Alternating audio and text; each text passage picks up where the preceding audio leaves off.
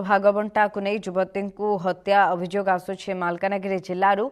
मालकानगिरी माथिली थाना महुपदर गाँव में हत्याकांड टांगियार हाणी युवती को हत्या करिसेंति दुर्वृत्त। मृतक महुपदर गाँव लक्ष्मी कलार। अभियुक्त को गिरफ्त करिछि माथिली थाना पुलिस।